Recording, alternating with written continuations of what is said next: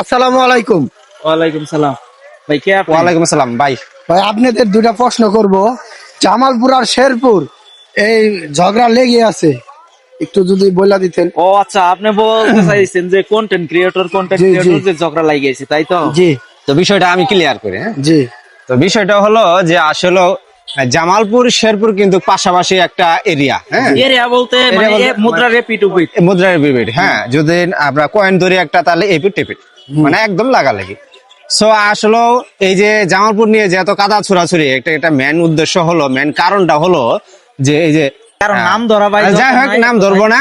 আসলে দুইজন বড় কন্টেন্ট ক্রিয়েটর আছে, এসব আসলে ওদেরকে আমি দৃষ্টি আকর্ষণ করে বলছি, যারা এরা যেন বিরত থাকে। আর আসলে ঘটনা এদের নিয়ে আমি কথাই বলতে চাই না।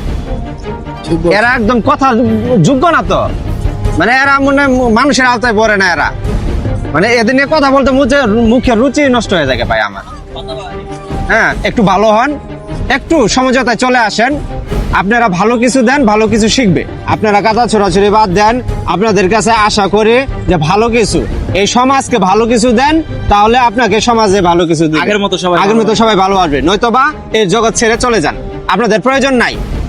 হ্যাঁ, ভালো কিছু দিতে বলে থাকেন, এই প্ল্যাটফর্মে না দিতে বলে চলে যান। আপনাদের মতো কন্টেন্ট ক্রিয়েটর প্রয়োজন নাই। তো ভালো থাকবেন, সুস্থ থাকবেন, খুদা হাফেজ।